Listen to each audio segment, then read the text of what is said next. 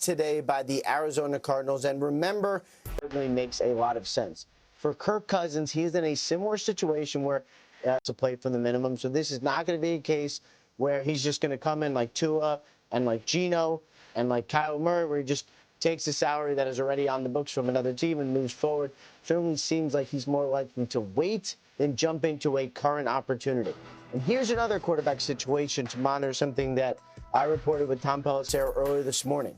The Indianapolis Colts and Daniel Jones, their transition tag quarterback, have made significant progress toward a 2-year contract extension, likely to be, I would say, around $45 or so million, likely with a chance to get much higher.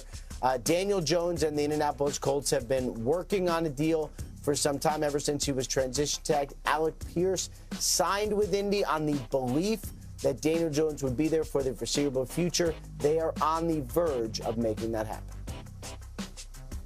You know that, Ian, Vince McMahon gif where he's crying and he just goes like that and he just can't take it? That's like when I think about the first half of the season for the Colts last year when they were the biggest story. Tell me about the first half of the 2025 Colts.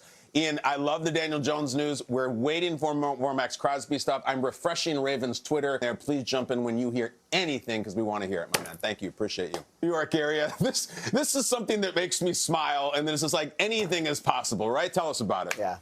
I mean, Geno Smith is on the back page of the New York Post today, just like it was whatever it was 10 years ago. It is perfect. Geno Smith texted me yesterday that it was a full circle moment. Not to be confused with Max Crosby's full circle moment. That was like 72 hours. This is different. This is much better. Geno Smith, who was supposed to be the starting quarterback of the Jets, then he got punched in the jaw by IK and Polly. There's a lot there. We don't need to revisit history, but those who know. He ended up moving on. Ryan Fitzpatrick became the starting quarterback, won 10 games, yada, yada, yada. Geno Smith has since been the quarterback for the Las Vegas Raiders. Did not have a good year last year. Whole offense was bad. One of the worst quarterbacks when it comes to interceptions in the NFL. But what the Jets needed was a bridge quarterback and a low-cost option to try to move forward, try to use the money to build other parts of the team and not do anything to hurt their chances of landing a franchise quarterback in the future. Geno Smith is perfect. It's not going to cost a lot. Now, we've all sort of thought that Geno Smith might go back to the Jets. The way it happened was a little different because the Raiders kept his rights. The Jets wanted him. They held him. And at some point, John Spytek and Darren Muji, the two general managers who are friends, said, you know what, let's just do a trade.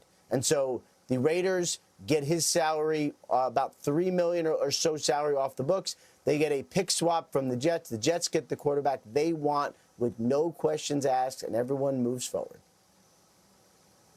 I appreciate it, and I like Geno, and I like that he texted you that, and I'm openly rooting for him, and I am completely subjective in that regard. Ian, stay with us, please. Fascinating morning. Yeah, I mean, you've covered a lot of stories in this league for a lot of years. The Max Crosby thing has got to be one of the most interesting ones. Please give us any update, whatsoever that you got. Meanwhile, Geno Smith, guys, back in L.A., he's back with the Jets. It feels like it's like a made-up punchline, so to speak, but no, he is back with the Jets. Shelby Harris, you were with Geno Smith back in the day. What are your memories of him? Why don't you start us? And then just what are your thoughts of him coming back to Jersey? I was with Geno Smith, not just with Seattle, but I was also with him in New York. I was with him with the Jets his second year as a starter. And I say the differences between Geno in New York and Geno in Seattle, you have a much more mature, experienced Geno Smith that is ready for the big time of New York. I think that this is the slam dunk. The man is back. He's back in New York. And I think it's going to be a huge deal for them because with the talent, I really don't know what else they really need to do. Geno Smith has the opportunity to really set himself up and get an extension in New York if he goes out there and goes back to his Seattle days and gives them a 30-touchdown, 11-interception season. I wouldn't be surprised if Geno's there for years to come. This is a great trade. I'm excited for them. This has changed their complete trajectory. Like, this is not the same Jets team that we expected before the trade. Yeah, I mean, just look at the career arc of Geno Smith. Struggles as an early draft pick in New York, becomes a journeyman backup to then becoming a comeback player of the year with the Seahawks, Pro Bowl that year. When he goes to New York, the media, scrutiny, the organization, all they've been through. What a better way than a person like Geno Smith to be able to handle it in this full circle moment. He has a familiarity of the city, of the media, how to handle the adversity. He's gone through it as well. So when times are dark, when things aren't looking okay, he's going to be a guy who's going to be able to step up and be calm, cool, and collected. You have a head coach in Aaron Glenn who seems to already be on the hot seat after just 1 year. I think if you were to put a young guy or a rookie quarterback into that situation, it would not go very well. And what better way to change the culture than guys like Geno Smith, Demario Davis, Minka Fitzpatrick. These guys are leaders. These guys are well respected inside of locker rooms. I really, really like this trade for the New York Jets. It seems that there's so much of the NFL fan population that is just bending over backwards to make jokes and memes about Geno getting punched years ago that no one wants to stop and realize, oh, wow, okay, good. The Jets have themselves a starting quarterback. And that's exactly what this is. Geno Smith, jokes, memes. Who would you rather have? If you're sitting and be like, Geno, ridiculous, what an embarrassment. Who would you rather have? You rather have Tua? No. You rather have Kyler? Not happening. Gee, well, they should have got Kirk Cousins. Kirk Cousins wasn't coming to the Jets, you guys. Kirk Cousins didn't come to the Jets in the middle of his career when the Jets were laying out cases of money to bring him there. He wasn't coming there. The fact that Geno is coming to the Jets is amazing. I cannot believe there's people like, oh, come on. That's the best we can do. Yes, you're the Jets in 2026. That's better than I thought you could ever do. It's an unbelievable thing that anyone be like, oh, come on. You see someone lying in an alley and you offer them some food and they say, Italian, that's not for me. That's all I got. Of course. I cannot believe there's any kind of reaction to this. Geno is a pro. He is very experienced. I know he didn't play well last year. Did you watch the Raiders? No one played well.